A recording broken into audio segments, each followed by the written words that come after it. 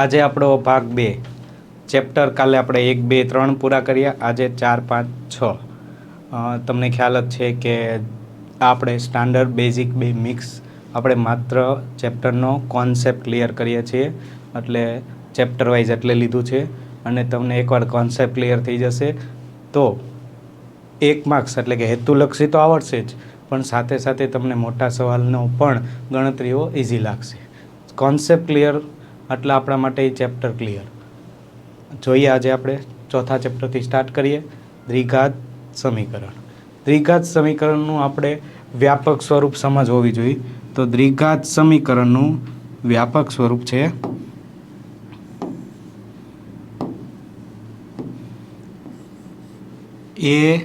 ax² એટલે દ્વિઘાત plus bx plus c બરાબર સમીકરણ હોવાથી 0. અહીંયા a ક્યારેય 0 હોતા નથી. a, b અને c કોઈ પણ વાસ્તવિક સંખ્યા હોઈ શકે છે. બસ આ જ એક વસ્તુ મગજમાં રાખીને આપણે ચેપ્ટર 4ની શરૂઆત કરીએ. સમીકરણ આપ્યું છે અને એમ કીધું છે એનું વિવેચકની કિંમત. હવે આપણા માટે વિવેચક એટલે શું એ સમજ હોવી જોઈએ.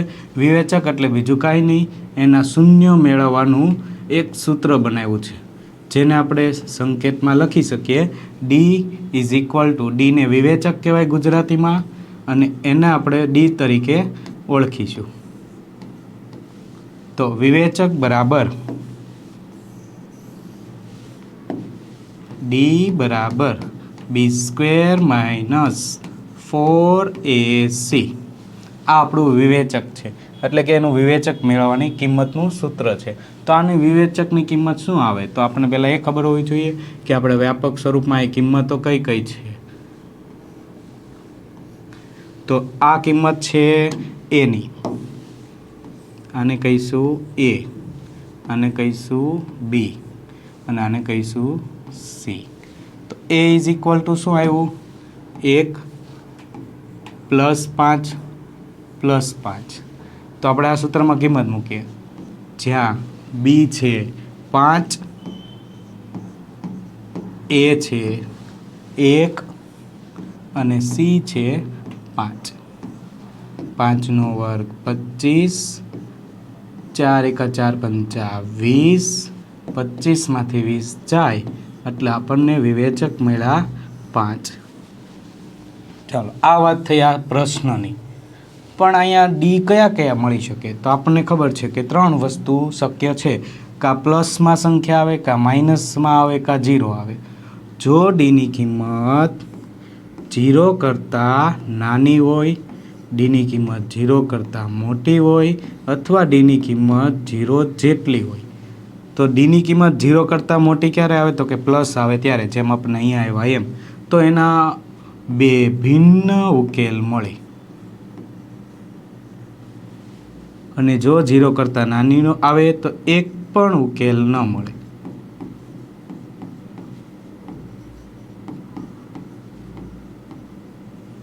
એટલે કે કેવી કિંમત આવે? ઋણ. કેવી કિંમત આવે? ધન. અને ધન અને ઋણ બંનેનો હોય તો શું કહેવાય? 0. તો એનો ફિક્સ છે, એના સમાન ઉકેલ મળે. ઉકેલ તો મળે, પણ કેવા? સમાન ઉકેલ મળે. તો આ 2 વસ્તુ આપણા કામનું થયું. આ આવે ત્યારે ઉકેલ ન મળે એવું લખી દેવાનું. આગળ જઈએ. પાછું કીધું સમીકરણના બીજ 2 અને -1 હોય. તો સમીકરણના બીજ આપ્યા છે, બીજના આધારે આપણે નક્કી કરવાનું છે કે આમાંનું કોનું બીજ એ 2 અને -1 છે. તો બીજ આપ્યા હોય તો એના પરથી આપણને શૂન્યનો સરવાળો, જેમ આપણે આગળ શીખી ગયા, જો એ પણ લેવું હોય તોય શક્ય છે, અથવા આ બંને બીજ કોઈ પણ સમીકરણમાં મૂકતા જવાબ 0 આવે તો એ પણ શક્ય છે. પણ આ રીત સરળ લાગે છે. તો કે શૂન્યનો સરવાળો એટલે આપણા માટે થયું આલ્ફા પ્લસ બીટા, એટલે સૂત્ર બન્યું b/a. તો શૂન્ય આપ્યા છે 2 અને -1, તો એનો સરવાળો થશે 1 બરાબર -b/a. આના છેદમાં કાંઈ ન હોય તો 1. અને બીજું છે શૂન્યનો ગુણાકાર. તો ગુણાકાર શું આવશે શૂન્યનો? તો કે આલ્ફા ઇન્ટુ બીટા સીના છેદમાં એ.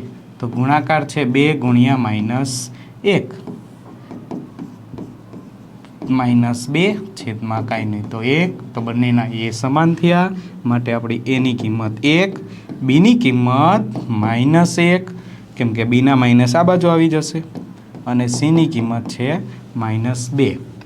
તો હવે આપણું આ સમીકરણ કયું બન્યું? તો આપણે એનું સમીકરણ બનાવીએ x², જ્યાં આપણા માટે 1x² ગણાય, પછી માઇનસ છે -x, જ્યાં આમ જોવા જઈએ તો અહીંયા 1 ગણાય, અને પછી આપ્યા છે આપણને c આપ્યા છે -2. આવું સમીકરણ કહે છે. 1 લખવા જરૂર નથી એટલે આવું સમીકરણ મળે આપણને x² -x -2. આ આપણો જવાબ. તો એવું સમીકરણ આપણને આપ્યું છે બી. રેડી? આગળ જઈએ. દ્વિઘાત સમીકરણનું વિવેચકનું સૂત્ર હમણાં જ જોયું, b² - 4ac. જો આ MCQ એવા છે કે જે બોર્ડમાં પણ પૂછાયેલા છે, આપણને સરળ લાગે છે, જાણ્યું છે એટલે, નથી જાણતા એના માટે જાણવા મળશે. પછી આગળ જઈએ. દ્વિઘાત સમીકરણ. દ્વિઘાત સમીકરણમાં આપણને એમ કીધું આનો વિવેચક શું? તો વિવેચકનું સૂત્ર જ આપ્યું છે, તો આપણે આને ખાલી કિંમત મૂકવાની છે. b² - 4ac કિંમત મૂકીએ તો બીની જગ્યાએ કોણ છે? આની બીની કિંમત કહીશું, આને એની કિંમત કહીશું, અને આની સીની કિંમત કહીશું. તો બીની જગ્યાએ છે -6, એની જગ્યાએ છે 3 અને સીની જગ્યાએ છે 2. તો આની કિંમત આવશે -6 નો વર્ગ +36, 4 તેરી 12 દુ 24, 36માંથી 24 જાય એટલે 12. આપણો જવાબ થઈ ગયો 12. નેક્સ્ટ, આના બીજ મેળવો. જ્યારે પણ એવું કહેવામાં આવે કે બીજ મેળવો ત્યારે એના બરાબર 2 0 લઈ લેવા અને x નું મૂલ્ય મેળવવું. તો x² -2 પહેલી બાદ જાય +2. હવે સ્ક્વેર દૂર કરવા હોય તો મારે આનું શું લેવું પડે? બંને બાજુ વર્ગમૂળ. તો બંને બાજુ વર્ગમૂળ લેતા આનું વર્ગમૂળ ઉડી જાય, પણ આનું એમનું એમ. પણ યાદ રાખવાનું હંમેશા જ્યારે વર્ગમૂળ લઈએ છીએ ત્યારે -2 નો વર્ગ એ 4 થાય છે અને 2 નો વર્ગ એ 4 થાય છે. તો 4 નું વર્ગમૂળ -2 પણ હોઈ શકે, +2 પણ હોઈ શકે. એટલે આપણે અહીં લગાડવાનું +or- અથવા તમને એકવાર આપ્યો હશે વર્ગમૂળમાં 2 અથવા વર્ગમૂળમાં 2, જે આપણને એમાં આપ્યું છે. બીજા બધામાં જો બંને માઇનસ છે, બંને પ્લસ છે ને એક -2 છે તો 2 તો જવાબ આવતો જ નથી, વર્ગમૂળમાં 2 છે. આગળ જઈએ. જો સમીકરણ 6x² - kx + 2 = 0 આનું વિવેચકની કિંમત આપી દીધી છે. ચાલો આપણી પાસે મેઇન ટોપિક છે વિવેચક. વિવેચકનું સૂત્ર d = b² - 4ac. વિવેચકનું સૂત્રમાં આપણે કિંમત મૂકીએ. આને કહીશું a, આને કહીશું b અને આને કહીશું c. તો d ની કિંમત આપી છે આપણને 1. આ વિવેચકની કિંમત છે એટલે આ કોની કિંમત થઈ? d ની. b ની જગ્યાએ લખીશું -k, a ની જગ્યાએ લખીશું 6, c ની જગ્યાએ લખીશું 2. 1 = k² નો જવાબ +k², 6 ચોક 24 દુ 48, -48 આ બાજુ આવશે +48 એટલે k² = 49. તો 49 નું વર્ગમૂળ લેતા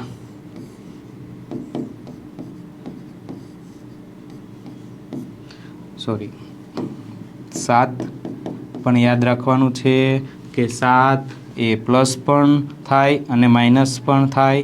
હમણાં સમજાવ્યું -7 નો વર્ગ એ 49 થાય અને +7 નો વર્ગ એ 49 જ થાય, એટલે 49નો વર્ગમૂળ -7 પણ હોઈ શકે, +7 પણ હોઈ શકે, એટલા માટે +or-7. જો ખાલી 7 કે +7 લખીને આવ્યા, -7 કે +7 લખીને આવ્યા તો જવાબ ખોટો, એટલે આપણે +or-7 લખવા.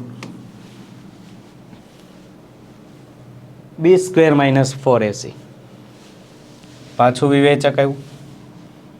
હવે અહીંયા કઈ કિંમત, અહીંયા કઈ નિશાની મૂકું તો બે સમાન વાસ્તવિક ઉકેલ મળે. હમણાં જ આગળ સમજ્યા, ડીની કિંમત જો 0 કરતાં નાની તો ઋણ ગણાય, અને ઋણ ગણાય માટે એક પણ ઉકેલ ન મળે. જો ડીની કિંમત 0 કરતાં મોટી તો ધન મળે, તો એના બે ભિન્ન ઉકેલ મળે. આ વારે વારે એટલે બોલું છું કે આ થિયરી આપણને વારંવાર યાદ કરવી પડશે. બે ભિન્ન ઉકેલ મળે, અને જો ડીની કિંમત 0 મળે તો એના બે સમાન ઉકેલ મળે. તો બે સમાન ઉકેલમાં કઈ નિશાની આવી? 0. નેક્સ્ટ, જો તે દ્વિઘાત બહુપદી એ x² + bx + c એટલે કે વ્યાપક સ્વરૂપ મુજબ છે, જ્યાં એ 0 નથી અને એના બીજ ભિન્ન અને વાસ્તવિક હોય, અને આ પૂછાયેલો છે ગયા વર્ષે. ભિન્ન અને વાસ્તવિક હોય તો 0 કરતાં b² - 4ac ની કિંમત મોટી હોવી જોઈએ. 0 કરતાં મોટી એટલે કે ધન હોવી જોઈએ. આને કહીશું 0 કરતાં નાની માટે ધન નહીં, ઋણ આવશે. આ 0 જેટલી માટે સમાન ઉકેલ. 0 does not equal to 0 તો એ કોઈ પણ કિંમત ધન પણ હોઈ શકે, ઋણ પણ હોઈ શકે, એટલે આપણે ત્યાં જઈશું જ નહીં. આપણા માટે આ 3 ઓપ્શન જ છે, અને એમાં ધન આમાં આવે છે, માટે એના બે ભિન્ન ઉકેલ ક્યારે મળે? 0 કરતાં મોટી કિંમત b² - 4ac ની મળે ત્યારે. નેક્સ્ટ, x² - kx + 12 પાછું આવ્યું, તો આપણે એનું લઈએ. આની કિંમત a, આને b અને આને c. એનું એક જ બીજ 6 હોય તો k ની કિંમત શોધો. તો હવે જો બે ઓપ્શન છે, આપણે વિવેચકનો ઉપયોગ નહીં કરીએ, આપણને કહી દીધું છે કે બીજ આપેલું છે 6, તો જ્યારે પણ બીજ આપે ત્યારે ABC નું કોઈ કામ નથી, આપણે સીધો જ ઉપયોગ. બીજ આપે તો આપણી બહુપદી પ્રમાણે આ બને, જ્યાં બહુપદીમાં આપણને 6 લેવાનું કીધું છે અને 6 આપ્યા હોય ત્યારે જવાબ 0 આવે, એટલે આપણે ત્યાં 0 લખીશું, અને x બરાબર 6, એટલે જ્યાં x દેખાય ત્યાં 6 લખીશું. 6k + 12. ચલો આ બંનેનો સરવાળો, તો એનો સરવાળો થશે 48 - 6k. -6 આ બાજુ આવશે એટલે પ્લસ બરાબર 48, અને k ની કિંમત આવશે 6 × 8 = 48 એટલે 8. જો વર્ગમૂળ નથી લીધું, અને આ તો કોઈ જવાબ આવતા નથી. નેક્સ્ટ, k ની કઈ કિંમત માટે આ બહુપદીનું બીજ સમાન હોય? કઈ કિંમત માટે બીજ સમાન હોય? તો આપણે લઈ શકીએ કે જો બીજ સમાન હોય તો d ની કિંમત 0 હોવી જોઈએ, અને d એટલે b² - 4ac, અને આપણને આ કિંમત આપી છે a, b અને c. તો b ની જગ્યાએ હું શું મૂકું? -k. a ની જગ્યાએ શું મૂકું? 2, અને c ની જગ્યાએ શું મૂકું? +k બરાબર 0. k² - k નો વર્ગ થઈ જાય +k, 4 × 2 = 8 બરાબર 0. બંનેમાં કોમન નીકળે છે, માટે k - 8 બરાબર 0. આ પેલી બાજુ જાય એટલે એ શું થઈ ગયા? 0, માટે k - 8 બરાબર 0. તો k બરાબર 8, તો માત્ર 8 એવું આવ્યું. 4 નો આવ્યા, માત્ર 0 નો આવ્યા, 0 ને 8 નો આવ્યા, માત્ર 8. પણ યાદ રાખજો, હવે આ જવાબમાં આપણને 8 મૂકતા જવાબ 0 આવે છે. તો 0 મૂકતા જવાબે ચેક કરી શકીએ આપણે, કારણ કે અહીંયા કિંમત બે પ્રકારની આપી છે. જો 0 આપે, d ઇઝ ઇક્વલ ટુ 0 આપે, તો હું અહીંયા એક બીજી પણ ટ્રાય કરી શકું. માટે આપણો જવાબ ફાઇનલ આનો કહી શકીએ. આપણે એક ચેક કરી લેવું કે જો આપણને ઓપ્શનમાં 0 અને 8 બે આપ્યું છે, તો અહીંયા 0 પણ મૂકી શકું અને ચેક કરું, અને 0 મૂકતા જો જવાબ 0 આવે તો આપણો જવાબ 0 પણ હોઈ શકે.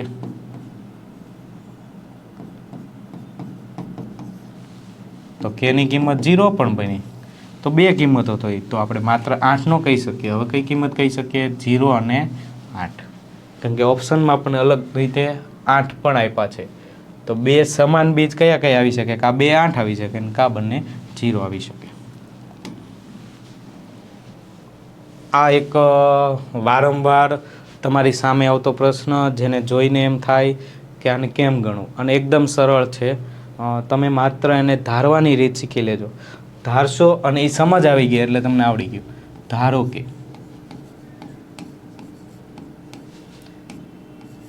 x બરાબર વર્ગમૂળમાં 6 પ્લસ વર્ગમૂળમાં 6 પ્લસ વર્ગમૂળમાં 6. હવે અહીંયા બધા બાળકો શું કરે છે? થોડીક ભૂલ કરે છે. અહીંયા આપણને 3 ટપકા આપ્યા છે. આ ટપકાનો મતલબ એવો થાય છે કે અનંત સુધી આવું નવું જ આવે છે. તો એક્સની જગ્યાએ આ કિંમત થઈ. હવે આપણી રકમ આવી આપી છે, ધાર્યું છે આપણે આ, અને રકમ આવી આપી છે, તો હું આને પણ એક્સ કહી શકું, એટલે હું અહીંયા એક્સ લખી શકું.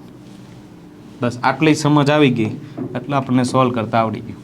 ખાસ મહત્વનું યાદ રાખજો, આ કિંમતને પણ હું એક્સ કહી શકું, કારણ કે એક્સ બરાબર અનંત સુધી વર્ગમૂળમાં 6 અંડર રૂટ વર્ગમૂળમાં 6 વર્ગમૂળમાં 6 એવું અંદર શું કન્ટિન્યુ આવે છે. એટલે હું એકને બાદ રાખી આની કિંમતને પણ એક્સ લખી શકું. હવે આ વર્ગમૂળ દૂર કરવા હોય તો મારે બે બાજુ શું લેવું પડે? વર્ગ.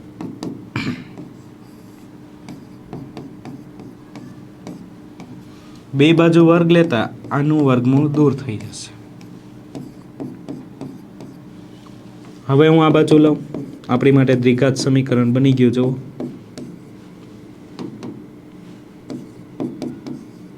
હવે આના હું અવયવ પાડી દઉં. 6 ના એવા ભાગ બાદબાકી કરતા 1 આવે. હવે ઘણાને આ રીત ન ફાવે તો અવયવવાળી રીત કરવી. આ શોર્ટકટ રીત છે. x² હોય તો x વડે ભાગવું, 2x² હોય તો 2x વડે ભાગવું, અને આ -1 લાવવા છે તો મોટા માઇનસ નાના પ્લસ, તો બંને બાદબાકી -1 આવશે. માટે એક અવયવ આપણને મળ્યા x - 3 અને x + 2 ઇઝ ઇક્વલ ટુ 0. હવે યાદ રાખવાનું, જો વચ્ચે પ્લસ છે તો આનો જવાબ ક્યારેય માઇનસ ન આવે. તો આમાં કિંમત બે આવી, એક એક્સની કિંમત 3 આવી અને એક એક્સની કિંમત -2 આવી. તો આ શક્ય નથી, જ્યારે આ શક્ય છે. તો એક્સની કિંમત, આનો જવાબ થયો 3 અને એક્સની કિંમત 3 આવી છે, પણ આપણે એક્સ બરાબર શું ધાર્યું છે? વર્ગમૂળમાં 6 પ્લસ વર્ગમૂળમાં 6 પ્લસ વર્ગમૂળમાં 6 અનંત સુધી. માટે એનો જવાબ 3.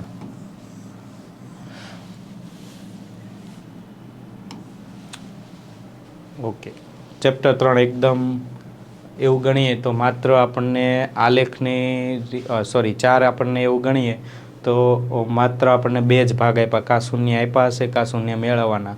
શૂન્ય મેળવવાની 2 રીતો, એક અવયવની રીત અને એક વિવેચકની રીત. એટલે એના આટલા જ ક્વેશ્ચન સોલ્વ કરશો એટલે તમને ઘણી બધી સમજ આવશે. હવે વાત કરીએ સમાંતર શ્રેણી. સમાંતર શ્રેણીમાં આપણને વધુમાં વધુ 2 જ સૂત્રનો ઉપયોગ આવે છે. બાકીના બધા એના શોર્ટ સૂત્રો છે. એ ન આવડે તો તમે આ જ સૂત્રનો ઉપયોગ કરીને પણ દાખલા ગણી શકો છો. બીજું સૂત્ર છે n પદોનો સરવાળો, 1 - d. એસનનું શોર્ટ સૂત્ર પણ બોલે, જે આપણને લાસ્ટ પદ આપવું હોવું જોઈએ. તો લાસ્ટ પદ આપે તો આપણને અહીંયા a+an, ઘણા અહીંયા n લખે છે, પણ an લખવું તમને સરળ લાગશે એટલા માટે હું an લખું છું. આ આપણું છે nમું પદ શોધવાનું સૂત્ર, જ્યાં a એટલે પ્રથમ પદ, d એટલે 2 પદો વચ્ચેનો તફાવત, n એટલે પદોની સંખ્યા અને an એટલે છેલ્લું પદ અથવા nમું પદ. બસ આ 2 કોન્સેપ્ટ ક્લિયર એટલે ગમે તેવો દાખલો તમે સોલ્વ કરી શકશો. જો એક સમાંતર શ્રેણી, એનું nમું પદ એટલે an બરાબર 2n+1 અને એના n પદોનો સરવાળો એટલે Sn. આ આપણને મેળવવાનું કીધું છે અને આપ્યું છે nમું પદ. તો nમું પદ એટલે હું એમ કહી શકું કે પહેલું પદ. nમું એટલે કોઈ પણ પ્રાકૃતિક સંખ્યા પહેલું પદ. તો જ્યાં દેખાય n ત્યાં લખી શકું 1 એટલે આપણને પહેલું પદ મળી ગયું 3 એટલે આપણને a મળી ગયા. એ પહેલું પદ એટલે a કહેવાય. બસ આનો ઉપયોગ એટલો કરી શકીએ. હવે હું Sn મેળવવું છે તો Sn નું સૂત્ર છે n/2. શોર્ટ સૂત્ર એટલે મૂકીશ. આપણને an આપ્યા છે તો આખું મૂકવાની જરૂર નથી. હવે હું લખી શકું Sn મેળવવાના છે, n ખબર નથી. એ આપ્યા છે એ આપણે મેળવ્યા 3 અને an આપ્યા છે એ 2n+1 n/2 3 ને 1 4. હવે આ બંનેમાંથી કોમન નીકળે છે. જો 4 અને +2 એટલે બંનેમાંથી કોમન 2. 2 દુ 4 અને 2 એકા 2 એટલે અહીંયા n વધ્યા.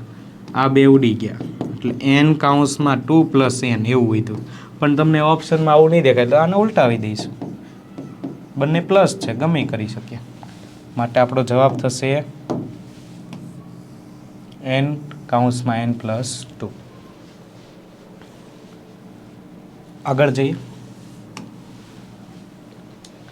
2k + 1 13 5k - 3 આ આપણી સમાંતર શ્રેણીના 3 પદ છે જે ક્રમિક છે.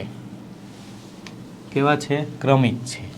અને એમાં ક્રમિક પદ હોય તો k મેળવું. અને આ 2020માં પૂછાયેલો દાખલો.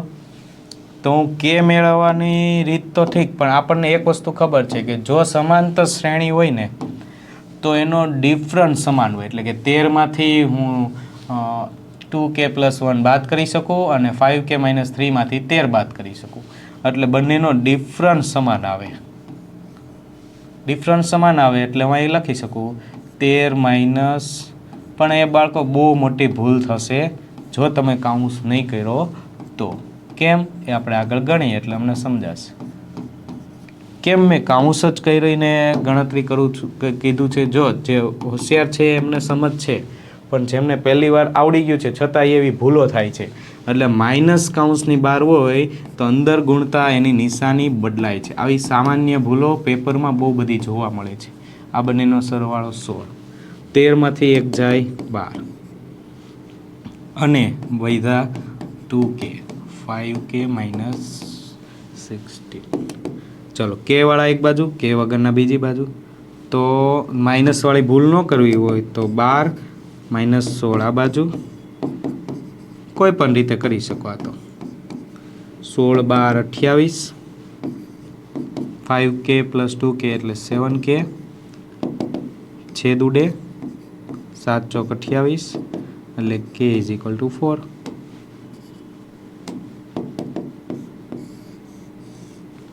k ની કિંમત 4. નેક્સ્ટ. આવું જોઈને બાળકો ઘણા ગભરાઈ જાય છે. કોઈ વસ્તુ વિચારવા નથી. આપણે એક જ કોન્સેપ્ટ ક્લિયર છે. મને સમાંતર શ્રેણી આપવામાં આવે એટલે મારી પાસે 4 વસ્તુમાંથી 3 વસ્તુ ન હોય એટલે મળે. 4 વસ્તુ કઈ?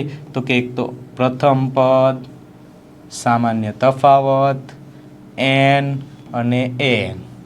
અને આમાં વચ્ચે પ્લસ છે તો હું Sn. ચાલો આપણે પ્લસ કરવાનું કીધું છે તો આ 5 વસ્તુમાંથી આપણને કઈ વસ્તુ આપી છે એટલું ક્લિયર હોવું જોઈએ. તો એ આપ્યા છે 1 ડિફરન્ટ 3 - 1 2 n કેટલા પદ છે ખબર નથી. an છેલ્લું પદ 2n - 1 અને Sn એટલે આપણને એમ કીધું આ બધા પદોનો સરવાળો કરો. બસ આ 5 વસ્તુની જરૂર છે. 5 વસ્તુમાં આપણને જો an આપી દીધું હોય તો n ની જરૂર નથી, n આપી દીધું તો n ની જરૂર નથી. તો આમાં આપણે Sn મેળવવું છે. Sn નું સૂત્ર છે Sn = n/2 કૌંસમાં શોર્ટ સૂત્ર a પ્લસ an, કારણ કે an આપી દીધું છે. Sn મેળવવાનું છે, માટે આપણે લઈશું nની કિંમત ખબર નથી અને ઓપ્શનમાં આપણે n આપેલા જ છે, એટલે આપણે nની કિંમત ગોતવા જવાની જરૂર નથી. એક an આપ્યા છે 2n માઇનસ 1, ડિફરન્ટનો પણ કોઈ ઉપયોગ ન થયો, કોઈ વાંધો નહીં. આપણને સમજ છે, એક એક ઉડી ગયા. 2n 2 2 એટલે n સ્ક્વેર. હવે આપણને અહીંયા કીધું છે n સ્ક્વેર એટલે એમ પણ થાય કે અયુગ્મ સંખ્યાનો સરવાળો. જો શોર્ટ સૂત્ર યાદ હોય તો, ન હોય તો મેં તમને અગાઉ જ કહી દીધું, તમને જે સૂત્ર આવડે એનો ઉપયોગ કરી જવાબ લાવી શકો. શોર્ટ સૂત્ર યાદ રાખવા પડે, ગોખવા પડે એવું નથી કરવાનું. જો તમને શોર્ટ સૂત્રની સમજ ન હોય તો શોર્ટ સૂત્ર બનાવતા પણ શીખાઈ જાય. તમને જેમ જેમ આવડતું જશે ને એમ એમ તમે શોર્ટ સૂત્રનો ઉપયોગ કરતા અને બનાવતા શીખી જશો. એના માટે કોઈ પ્રકારનું ગોખણપટ્ટી કરવી નહીં. ચેપ્ટર એકદમ સરળ બનાવી દીધું છે 2 જ સૂત્રથી. હવે આગળ જઈએ. આ MCQ આપણને 2 વાર પૂછાયેલો દેખાય છે. તો આમાં શું છે તો કે એનું પદ શોધવાનું સૂત્ર. આવું તો હવે આ તો ન આવડે તો આપણને આ ચેપ્ટરની શરૂઆત જ ન આવડે ને. nમું પદ શોધવાનું સૂત્ર a plus n minus 1 d. nમું પદ એટલે ગમે એટલામું પદ, 5મું 10મું 15મું 20મું ગમે એટલામું પદ શોધવાનું સૂત્ર. એક રીતે જોતા આખી સમાંતર શ્રેણી શરૂ થાય છે ને ત્યાં પૂરી થાય છે. એનો મતલબ એવો થયો કે વચ્ચેથી કોઈ પદ થી એક વારથી ડબલ વાર આવવા મળશે તો આપણે 2 ભાગ કરી દઈએ. આ પદની સંખ્યાઓ અને આ પદોની સંખ્યા. એમાં 50નો ઉપયોગ નથી કરતા, 50 પછી ઉમેરી દેશું. આપણે એટલા પદોનો સરવાળો કરવો છે. તો 2 રીતો છે. જો તમને પ્રાકૃતિક સંખ્યાનો સરવાળાનું સૂત્ર શોર્ટ આવડે તો પણ ભલે, ન આવડે તો આપણે 2 રીત શીખી લઈએ. આપણને a આપ્યા છે 1, d આપ્યા છે પણ ડિફરન્ટ 1, અને છેલ્લું પદ આપ્યું છે 49. અને એમ જોવા જઈએ તો બધામાં 49 પદ છે, એટલે n બરાબર પણ 49 લઈ શકો છો. તો આપણે 49 પદોનો સરવાળો આપ્યો છે. ચાલો તો આપણે 49 પદોનો સરવાળો કરીએ, 1 થી 49. તો 1 થી 49 પદોનો સરવાળો એટલે n/2. nની જગ્યાએ આપણને 49 આપ્યા છે, તો હું પહેલાં સૂત્ર મૂકું. એટલે વારે વારે સૂત્ર મૂકવાનું કારણ એક જ છે, તમને વારંવાર રિપીટ થશે. ચાલો શોર્ટ સૂત્ર મૂકી શકું છું? હા, an આપ્યું છે. હવે s 49, તો 49/2. a ની કિંમત 1, an ની કિંમત 49. આનો આપણે હાલ કોઈ ભાગાકાર નહીં કરીએ. આનો સરવાળો 50, 25 દુ 50. જો 25 પંચા 100 આમ જોઈએ તો 225, 50 હોય તો 25 પંચા 100 એટલે 12 50 થાય. 12 50માંથી આપણે એકવાર 25 બાદ કરીએ તો 1225 થશે. પછી તમારી રીતે જેમ ગુણાકાર કરો. આવું 2 વાર છે. આને હું ગુણ્યા 2 કરું એટલે કેટલા થશે? 1450. સોરી 1400 નહીં, 1250 એટલે 2550. ઉતાવળ થાય છે. આપણે લઈએ 1200ના બમણા 2400, 2450. અને હજી આપણે એક પદ બાકી રાખ્યું છે 50. એટલે આમાં આપણે લઈએ સરવાળો કરીએ તો 2500. એટલે એનો મતલબ છે આ સમાંતર શ્રેણીના સરવાળો 2500 થાય. બીજી રીત છે આપણી પાસે શોર્ટ સૂત્રની. હું પ્રાકૃતિક સંખ્યાઓનો સરવાળો કરું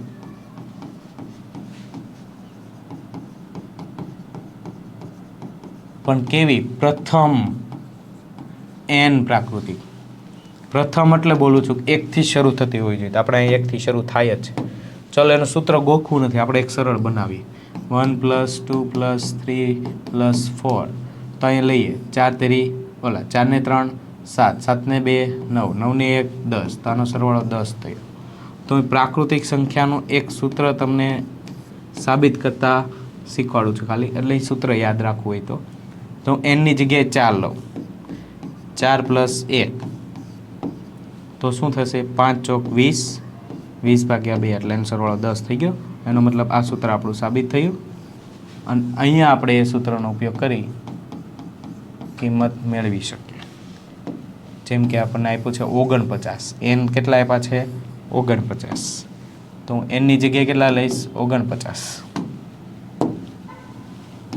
49 + 1 / 2 49 × 50/2 આવી ગયું તેના જેવું જ.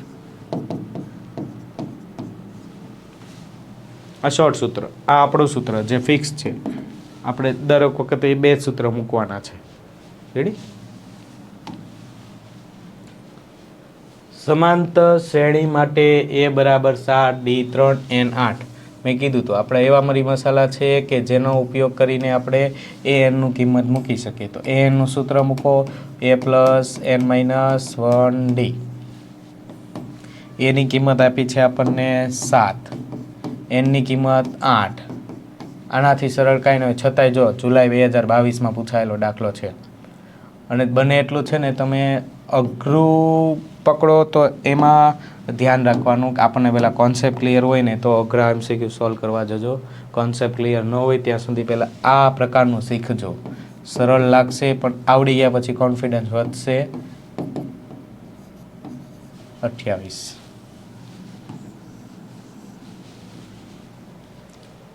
નેક્સ્ટ, 3ના પ્રથમ 5 ગુણિત. મોસ્ટ IMP છે. આવો દાખલો 2 માર્ક્સમાં પણ આવે છે. અહીંયા 3ના આવે, 7ના આવે, 5ના આવે, કોઈ પણ આવે. 3ના પ્રથમ 5 ગુણિત. તો 3નો ઘડિયો 3 × 1 = 3, 3 × 2 = 6, 3 × 3 = 9, 3 ચોક 12, 3 × 5 = 15. 5 થઈ ગયા. એમનો સરવાળો તો બધા સરળ રીતે કરી દે. આમનો આમ સરવાળો કરી દે તો પણ વાંધો નહીં. આપણને સરવાળો પૂછ્યો છે. ચાલો SNનું સૂત્ર મૂકું તો N બરાબર કેટલા? અને આપણને છેલ્લું પદ આપી દીધું છે. અઘરું કરવા નથી માગતો, તમને વારંવાર એકની એક વસ્તુ આવે છે એટલે એવું સમજાવું છું. બાકી તમે આનો સરવાળો કરી દો તો MCQ છે એટલે આવડી ગયું. પણ 2 માર્ક્સમાં પૂછાય તો આવી રીતે ગણવું પડે. અહીંયા આપણને આગળ જતાં ગમે એટલું આવી શકે. તો રીત આવડે. 3 15 5/2 × 18 9 દુ 18 5 × 9 એટલે 45. તો આનો સરવાળો 45.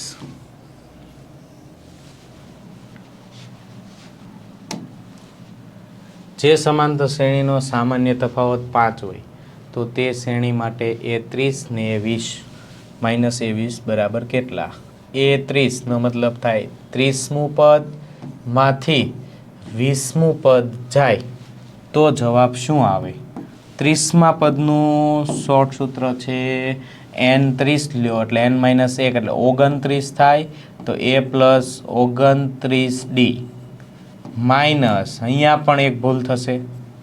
જો તમે પહેલાં માઇનસ છે અને કાઉન્સ ન કર્યો તો પણ તકલીફ. અને 20 એટલે N બરાબર 20 છે એટલે N - 1 એટલે 19 20માંથી 1 જાય એટલે 19D.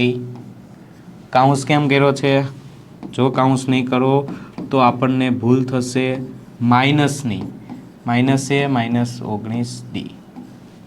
ઉડી ગયા. 29માંથી 19 જાય એટલે આપણને મળે 10. સર તો આમાં તો એવું ન કરી શકીએ 30માંથી 20 જાય 10.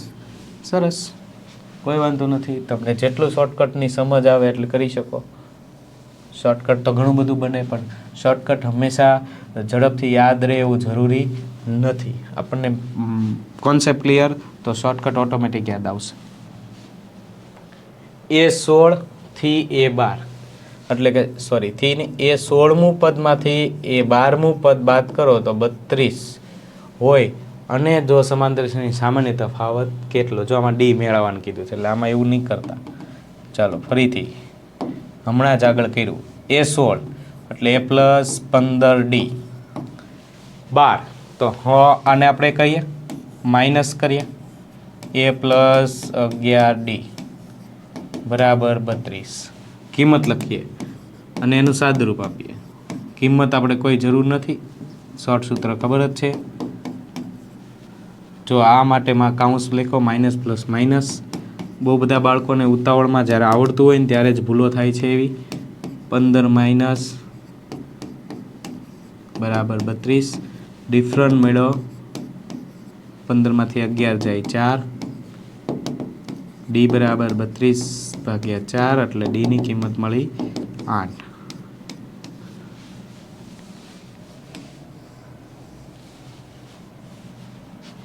નેક્સ્ટ પાછું આવ્યું અને આમાં એમ કીધું શું ડી આવશે, તો આપણને હવે આવડી ગયું છે. 18માં થાત જાય એટલે 10 ડી આવશે. હવે ઝડપથી આવડશે કારણ કે આપણે આગળ આવા દાખલા ગણી દીધા. 17 ડીમાંથી 7 ડી જાય 24. ચોથું પદ 7 છે, સાતમું પદ 4 છે, ચોથું પદ a+3d, સાતમું પ્લસ a+6d બરાબર 4. આ થયું સમીકરણ 1, આ થયું સમીકરણ 2. હવે હું કહી શકું સમીકરણ 1 અને 2 નો લોપ લઈએ એટલે કે બાદ કરવું કે પ્લસ કરવું, તો આપણને આમાં બાદ કરવું સરળ પડશે. તો એક પદ ઉડી જશે કોણ, તો કે એ. તો નીચેનું પદ આપણે બાદ કરીએ, પ્લસ હોય ને માઇનસ, પ્લસ હોય ને માઇનસ, પ્લસ એ માઇનસ એ ઉડી ગયા. 3માંથી 6 જાય -3, 7માં 4 જાય -3, બે બાજુ -3 એટલે કે 3 3 1 આ એટલે એ ડી બરાબર 1. તો ડીની કિંમત 1 આવી, પણ આપણને પૂછ્યું છે A10 અને મોટાભાગે ઉતાવળ કરીને 1 આવે એટલે 1 ટીક કરી દે. પણ જોજો A10 આપ્યું છે, A10માં આપણને શેની જરૂર પડવાની, એ અને ડીની.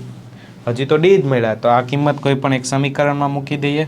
તો જ્યાં ડી દેખાય ત્યાં આપણે શું લઈ શકીએ, a+3 ઇન્ટુ ડી. ડી આપણને આપ્યા 1, તો a+3 = 7. a+3 પેલી બાજુ જાય -7 - 3 એટલે 4. એ અને ડી મળી ગયા. હવે એન ડી મળે એટલે આપણને કોઈ પણ પદ મળે.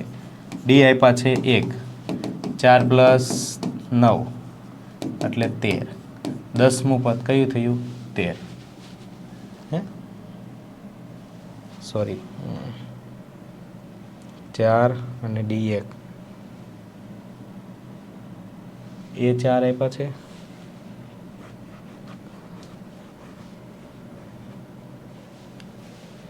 કોઈ ભૂલ નથી, ચેક કરી લઈએ ખાલી.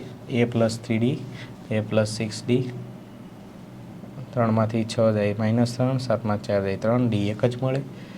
ડીની જગ્યાએ 1 મૂક્યા, 3 + 3 પેલી બાજુ જાય -7માં 4 જાય. તો આપણને ઓપ્શનમાં પ્રોબ્લેમ આપ્યો છે, જવાબ નથી આપ્યો, ઓપ્શન ઊંધા આપ્યા છે, કારણ કે 10મું પદ હંમેશા આમાંથી 13 મળે છે.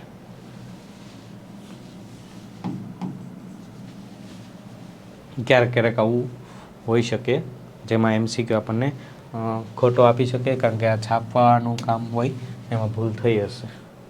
નેક્સ્ટ 3 + 7 + 9, જોજો અહીંયા બરોબર 288. તો n મેળવો, તો આને કહીશું a,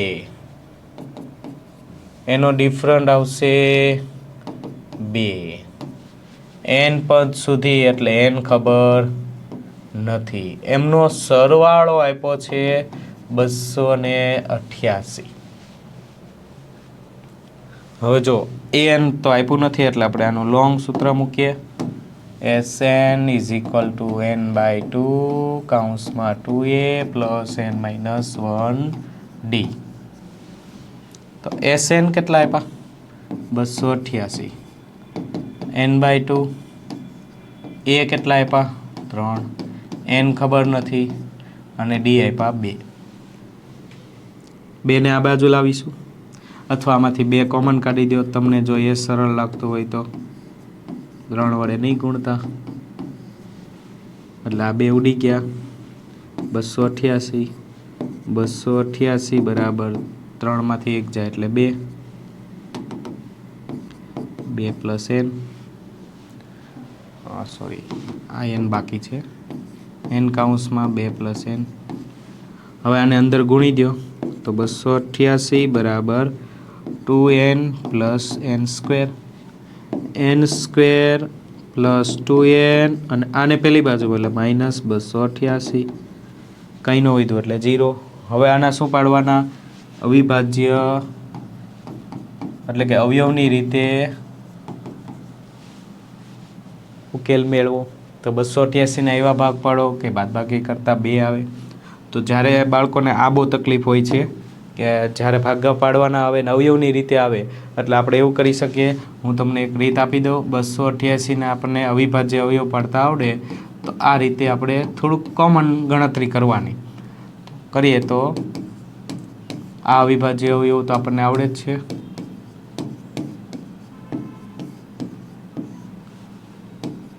જોજો 2 લાવવાના છે તો હું ગુણાકાર કોમન ગુણાકાર કરું. 2 દુ 4 દુ 8 દુ 16, 3 તેરી 9 દુ 18. સામાન્ય આ વારંવાર એક સીધું ન મળે પણ આ રીતે ટ્રાય કરી શકીએ એટલે આપણને ગુણાકારમાં મળ્યા. આનો ગુણાકાર 16 થાય છે અને આનો ગુણાકાર 18 થાય છે. 18માંથી 16 જાય એટલે 2 વધે, તો આપણે 18 ને 16 એના 2 અવયવ મળ્યા. જો પ્લસ લાવો હોય તો આ પ્લસ ને આ માઇનસ, અને એને ભાગ્યા n². પણ એક n લઈશું કારણ કે આને n ચડવાના જ છે, એટલે મેં તમને એક સરળ રીત આપી છે, તમે જોઈ શકો છો. હંમેશા nની કિંમત પ્લસ જ હોય. કેમ? તો હું એમ ન કહી શકું કે -5મી બેન્ચીસ ઊભી થાય, -5મું મકાન કયું.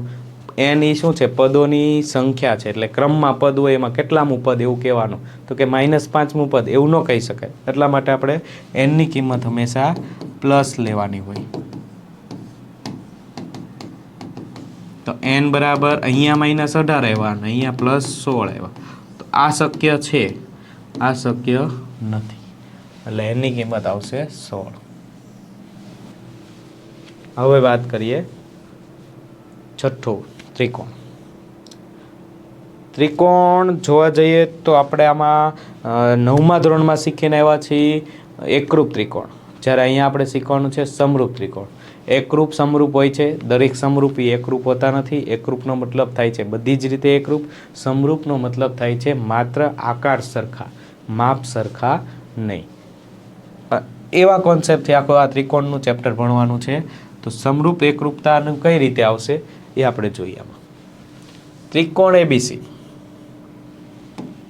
તો આપણને ત્રિકોણ દોરવા માટે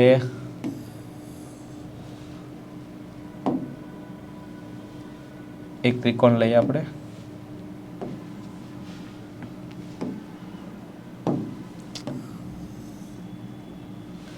આ 2 ત્રિકોણ છે. ત્રિકોણનું આપણે નામ આપી દઈએ. એકનું નામ છે ABC, એકનું નામ છે DEF. તો હું એ DEF ડાયરેક્ટ નહીં આપી શકું. એનું આપણને આપ્યું છે 60 અંશ, તો આમાં હું Fનું આપ્યું છે 70 અંશ. તો અહીંયા તો જો અહીંયા હું લઉં તો અહીંયા 60 જ લેવાના. તો 70 અંશ મારે બીજે લેવા પડે. તો બીના 70 આપ્યા છે અને Fના 70 આપ્યા છે. તો આ 2 એક થઈ ગયા. તો અહીંયા આપણને F બિંદુ મળી ગયું. હવે D 50 આપ્યા છે. તો આમાં આપણને 2 બિંદુ આપ્યા છે, 2 ખૂણા આપ્યા છે, સોરી. તો 180માંથી 130 જાય એટલે આપણને આ 50 મળી ગયા. તો આ C 50 અને આ D 50 છે. તો આપણને આ D મળી ગયું. તો બાકી રહ્યું E. તો હવે સરખાવો. એની સાથે કોણ આવ્યું? E. બીની સાથે F. સીની સંગત D. તો સંગતતા શું બની? ABC સંગત EFD.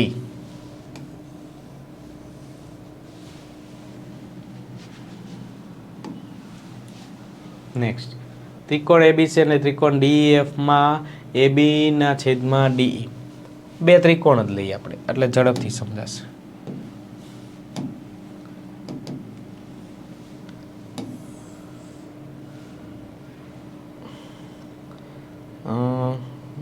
કોપી કરી લઈએ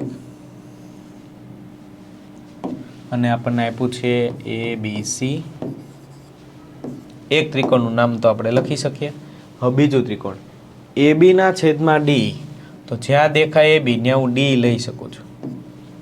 અને AC ના છેદમાં EF. તો અહીંયા મને EF ન મળ્યું. તો મારે આવું સરખું કરવું હોય તો EF પહેલાં તો અહીંયા લખી શકું. ચાલો પણ એસી જેવું ડીએફ સાબિત કરવું હોય તો આમાં તો કઈ રીતે સાબિત કરી શકો? તો કે બી ને ઈ ખૂણો લઉં છું તો બી જેવો જો ઈ હોય, એ જેવો તમે ડી લીધો છે તો આ બે ખૂણા તો એની સામેની બાજુ સરખી, તો ઈ એફ જેવું એસી અને બીસી બને તો ડીએફ જેવું એસી અને ઈએફ જેવું બીસી બન્યું. તો આમાં શક્ય બન્યું કે બી ખૂણો અને ઈ ખૂણો સરખો હોય તો એની સમરૂપતા, જો એ અને ડી તો સરખા કર્યા જ છે કારણ કે આપણને અહીં કીધું છે, એટલે એ બે ખૂણા સરખા કર્યા તો આપણને બે ખૂણા સરખા તો એની સામેની બાજુ સરખી મળ્યું. હવે એવું આમાં જ ચેક કરું છું, જો એ જેવું ઈ લેવા જાવ તો મારે ઈ બિંદુ અહીંયા લેવું પડે તો ડી નો બને. એ જેવું ડી લેવા જાવ એની જગ્યાએ ડી લખ્યું જ છે તો ખાલી ડી જ બિંદુ બન્યું, ઈ નો બન્યું. એક જ બિંદુ સરખું થયું, ઈ તો સરખું હતું જ. અને બી જેવું એફ લેવા જાવ તો બી ની જગ્યાએ હું એફ લઉં તો એફ બિંદુ આ બાજુ તો ડી નો બને. માટે એક જ શક્યતા બની કે બી ની જેવું હું ઈ લઉં એની જેવું ડી તો હતું જ, માટે આ બે ખૂણા સરખા, માટેની સામેની બાજુ સરખી.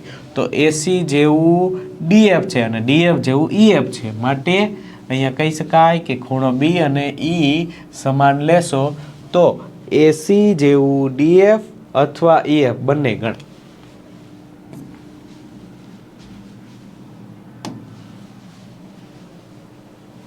આનો મતલબ ખાસ જાણજો બાળકો, સમરૂપ. સમરૂપનો મતલબ એમનો ગુણોત્તર સમાન. પણ આપણને અહીંયા આપ્યું છે જો એનો સમરૂપ, હવે આપણને એમ કીધું છે ખૂણો એ 55 પી 46, તો બે ત્રિકોણ પાછા લઈએ.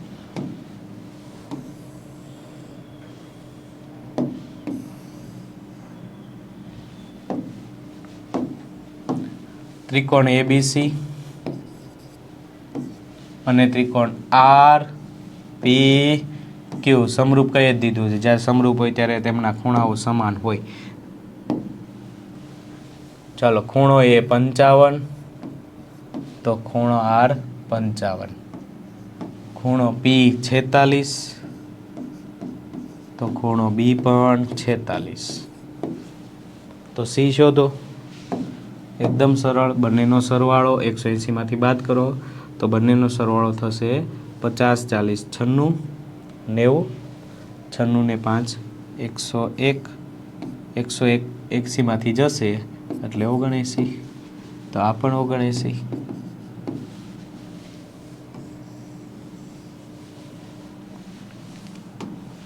નેક્સ્ટ, બે ત્રિકોણ પાછા સમરૂપ, એકની પરિમિતિ 72 છે અને બીજાની પરિમિતિ 54 છે, ડી 12 છે, તો એ બી ખાલી જગ્યા થાય. બીજું કે આપણને સમરૂપ કીધું છે અને પરિમિતિ આપી છે, પરિમિતિનો આધાર લેવા જઈએ તો આપણે એક પહેલા આકાર જોઈએ એટલે તમને સમજાય.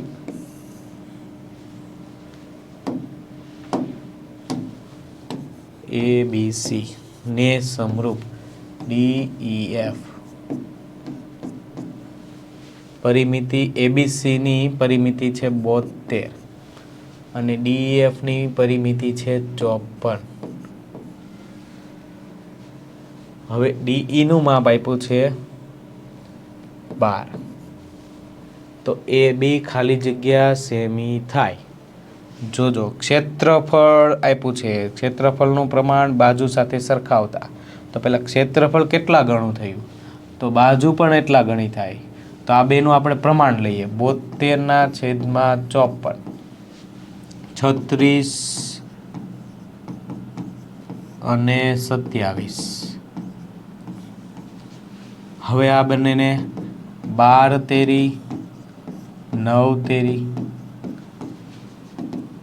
સરળ બનાવતા જઈએ. 3 ચોક 3 તેરી તો 4/3 નું પ્રમાણ આવ્યું. તો આ 4 ગણું છે, આ 3 ગણું છે, તો આનો મારે એવી રીતે જ કરવા પડે. આના આ 3 ગણા માપનું છે અને આ 4 ગણા, તો આને હું સરખાવું. 4/3 બરાબર 12/, ખબર નથી. ચાલો, 3 ઉપર જશે એટલે કે આપણને અહીં કોણ મળશે, એ બી મળશે, એ બી. ચાલો, એ બી નું માપ બરાબર 12/3/4, 4 તેરી 12, એટલે આપણો જવાબ મળશે 3 તેરી 9. એ બી નો જવાબ 9. સમરૂપ ત્રિકોણ.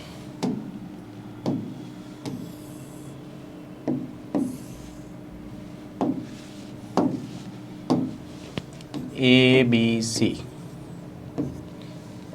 XYZ. ચલો ABC અને XYZ.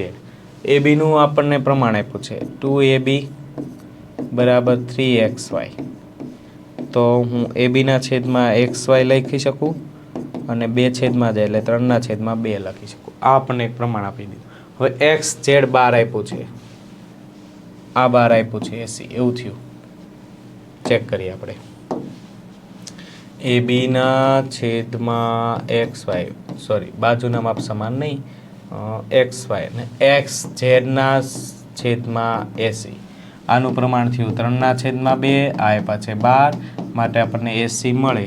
80 is equal to 12 into 2 એટલે અને છેદમાં 3, 3 ચોક 12, 4 દુ 8, એટલે કે 80 મળ્યા આપણને. હવે 80 ખાલી જગ્યા બરાબર સેમ હોવા જોઈએ. તો XZ ના છેદમાં મેં 80 લીધું, AB ના છેદમાં XY લીધું. 80 નું માપ ખાલી જગ્યા સેમ હોઈ શકે. 80 નું મેળવવાનું કીધું. ઓકે, બરોબર જ છે. 2 છેદમાં XY છેદમાં એટલે AB ના છેદમાં XY સમરૂપ છે XYZ. ABC ને સમરૂપ XYZ 2AB 3XY. ઓકે, બરોબર છે. 8 જ આવે છે. આમાં ભૂલ છે. નેક્સ્ટ, બધા જ સમરૂપ હોય તો બધી જ સમરૂપ, બધી જગ્યાએ લંબચોરસ સમરૂપ ન હોઈ શકે, ત્રિકોણ ન હોઈ શકે, સમાંતર બચોચોરસ, કારણ કે ચોરસ લંબચોરસ કહેવાય, માટે સમરૂપ બધા લંબચોરસ ન હોઈ શકે. તો વર્તુળ બધા સમરૂપ હોય. કેવી રીતે? તો હું ગમે એટલા શેપ દોરું વર્તુળના, તો આ મોટું વર્તુળ છે, એને કોપી કરીને હું એના કરતાં નાનું વર્તુળ બતાવીશ. આ સમરૂપ છે, આને હું સમરૂપ બતાવી શકું. આ બધા સમરૂપ છે એકબીજાથી, માટે બધા વર્તુળ એકબીજાને સમરૂપ કહેવાય. નેક્સ્ટ, બધા જ ચોરસો ખાલી જગ્યા છે. સમરૂપ, એકરૂપ, સમક્ષેત્ર, સમપાતી. ચલો, સમરૂપ તો હોય જ. એનું કારણ સમરૂપ કેમ હોય? તો કે સમરૂપ ચોરસનું કારણ એક જ છે કે જો ચોરસ બધી જ જગ્યાએ સમાન જ માપના હોય એવું જરૂર નથી, પણ એનું જોવા જઈએ તો સમરૂપમાં ખૂણા સમાન,